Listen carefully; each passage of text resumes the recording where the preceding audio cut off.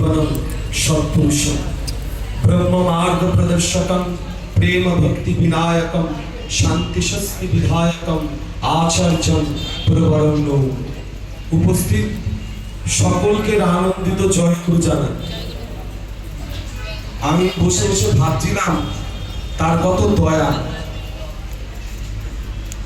গত জানুয়ারি মাসে আমাদের এই সাব ডিভিশনের প্রত্যেকে আমরা কত আনন্দ করলাম ঐশীতভাবে। কত মানুষ তারা হয়তো গল্প শুনে আনন্দ পেয়েছে, সশরীরে সেখানে উপস্থিত থাকতে পারেনি। আচার্যদেব দয়া করে আজকের এই উৎসবের নির্ঘণ্ট সৃষ্টি করলেন।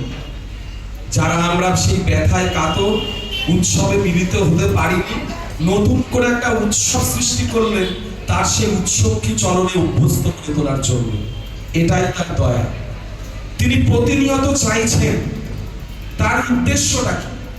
এই যে দেখেন, তাই ভাবছিলাম ফেসবুক বা সোশ্যাল মিডিয়া খুললে পরে জেলার বিভিন্ন প্রান্তের দাদা মায়েদের সাথে সম্পর্কের সুবাদে তারা বিভিন্ন স্ট্যাটাস ভিডিও দিয়েছে যে জেলার প্রত্যেকটা মন্দিরের প্রত্যেকটা কর্মীরা, প্রত্যেকটা দাদারা মায়েরা আজকের এই দিনটাকে কেন্দ্র করে তারা এত আনন্দে আপ্লুত, সে ভাবনা চিন্তার বাইরে। কারণ এই যে গতানুগতিক যে উৎসবের মহড়ায় আমরা এতদিন ধরে ব্যস্ত ছিলাম, যে নিজেদের মতো করে মন্দির কেন্দ্রিক ভাবে, উপযোজনা কেন্দ্রিক ভাবে আমাদের উৎসবগুলো হতো। আমি যথাসাধ্যভাবে প্রত্যেকে প্রাণ ঢালা পরিশ্রম জীবন চুয়ানো অর্ঘ্য দিয়ে সেই উৎসবকে দাঁড় করাতাম। শ্রী আচার্যদেব বিস্তারে যে অস্তিত্ব বৃদ্ধি পায়, সেই বিস্তারের অস্তিত্ব ঘটানোর কথা সৃষ্টি করলেন ঐশীতপার মধ্যে। এই সাব ডিভিশনের প্রায় 35টা মন্দিরকে তিনি এক জায়গায় আনলেন। এই 35টা মন্দিরের যত কর্মকর্তারা রয়েছেন তাদেরকে এক সূত্রে বাঁধলেন। এটা কম কথা নয়। আমি শুনছিলাম সিনিয়র দাদাদের কাছ থেকে যে তাদের সিসি দাদার স্বপ্ন ছিল, আর সেই স্বপ্ন বাস্তবায়ন করতে পারলাম আমাদের এই সাব ডিভিশনের সমস্ত দাদারা রয়েছেন, কর্মী দাদারা রয়েছেন, তাদের সাথে হাতে হাত মিলিয়ে আচার্যদেবের ইচ্ছাকে পরিপূরণ করতে পারলাম। তিনি খুশি হলেন। এটাই জীবনের সার্থকতা। আজকে কত মানুষ এখানে এসে উপস্থিত হয়েছে, কত মানুষ রাস্তায় আছে। এমনতর হতে পারে অনেক মানুষ তারা বিকেল 4:30টার সময় মাতৃ সম্মেলনে মায়েরা যোগ দেবেন। তাই প্রত্যেকের উদ্দেশ্য কিন্তু একটাই, আমাদের সকলের উদ্দেশ্য একটাই, সেটা হচ্ছে জীবন দিয়ে প্রিয় ভগবানকে নিজের ভেতরে প্রতিষ্ঠা করা। সুপ্রিয়তা কিছুক্ষণ আগে যা যা কথাগুলো বলল যে অনুভব করো, অভিভূত হলো না। তারপর শ্রী ঠাকুর বলেন যদি অভিভূত হতে হয় তাহলে একমাত্র ঈশ্বর প্রেমে। আমার অভিভূত যদি আমি একমাত্র ঈশ্বর প্রেমে যদি হই, তাহলে আমার জীবনের কোনো পজিটিভ নেগেটিভ কোনো কিছুই আমাকে টলাতে পারবে না। কোনো প্রশংসা আমাকে উৎফুল্ল করতে পারে না, আবার কোনো অপ্রশংসিত কোনো কথা, যা কথা আমাকে নুইয়ে দেওয়ার চেষ্টা করে, মিলিয়ে দেয়, সেটাও আমাকে কাবু করতে পারে না। কারণ আমি প্রত্যেকটা মুহূর্তে ঈশ্বরে অভিভূত থাকি।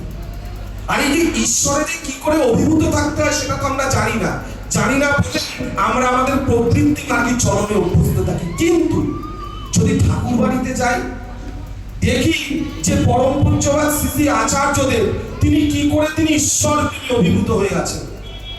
তার শরীরের কি সমস্যা নেই, তার কি জীবনে বেসিক কোনো দুঃখ কষ্ট নেই, তার কি শারীরিক যন্ত্রণা নেই, সাংসারিক দায় দায়িত্বগুলো নেই, কিন্তু সমস্ত কিছু কি সুন্দরভাবে সুষম পরিপালনের মধ্যে দিয়ে নিজের জীবনকে চরিত্রগত করে দেখাচ্ছে যে কি করে ঈশ্বর প্রেমে অভিভূত হওয়া যায়।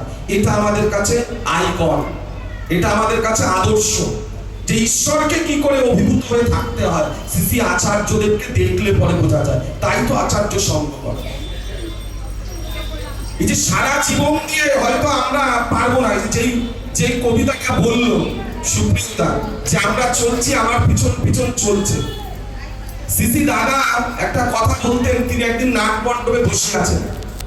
বর্তমান পরম পূজ্যবাদ শ্রী আচার্যদেব তিনি আসছেন দূর থেকে, ঠাকুর বাংলা থেকে তিনি আসছেন। আর শ্রী দাদা দূর থেকে দেখছেন যে বর্তমান আচার্যদেব আসছেন আর দলে দলে তার পিছন থেকে সব মানুষরা আসছে। সিসি দাদা তার সামনে বসে থাকা সমস্ত দাদাদেরকে জিজ্ঞেস করছে, এই নাম ধ্যান করলে পরে কি হয়? সবাই কি উত্তর দেবে তাকে? বলে, শোন, নাম ধ্যান করলে পরে আচার্যদেবের দিকে তাকিয়ে তার নাম ধরে বলছে ওর মতো হওয়া যায়।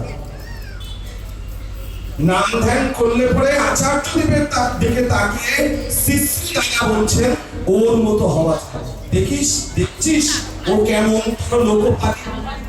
এই হচ্ছেন তিনি ব্রহ্মবিদ।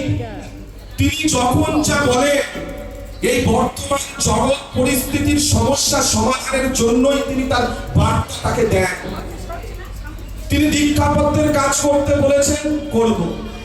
তিনি বলছিলেন মন্দিরে গিয়ে প্রার্থনা করার কথা, করব। তিনি বলছেন উপযোজনা কেন্দ্রগুলোকে জাগিয়ে তুলতে হবে। কে জাগাবে? আমি যে উপজেলা কেন্দ্রের সাথে যুক্ত, সেই উপজেলা কেন্দ্রের মানুষগুলোর রক্ষণাবেক্ষণ করার দায়িত্ব, তার দুঃখ কষ্ট যন্ত্রণা শোনার দায়িত্ব আমাদের প্রত্যেকের। সেই প্রত্যেকটা উপজেলা কেন্দ্রের মানুষগুলি যদি আমরা নিজেদের উপজেলা কেন্দ্রের মানুষের দায়িত্ব নিই, তিনি কেমন আছেন? তাকে উপজেলা কেন্দ্রতে ভোট দিয়ে প্রার্থনা করার কথা শ্রী আচার্যদের পূজ্যপাদ রবীন্দ্রনাথ বারবার বলছেন। কেন? কারণ বর্তমানে এমন একটা ডামাডোলের মধ্যে দিয়ে আমরা চলছি যে আমরা যদি ঠাকুরের সাথে যুক্ত না রাখতে পারি তাহলে আমাদের সমস্যা হতে পারে। তাই তার জন্য এত সব ব্যবস্থা। তাই আমরা প্রত্যেকে তার হয়ে ওঠার চেষ্টা করি, তার মতো হয়ে ওঠার চেষ্টা করি। এটাই আজকের দিনে প্রার্থনা। জয়।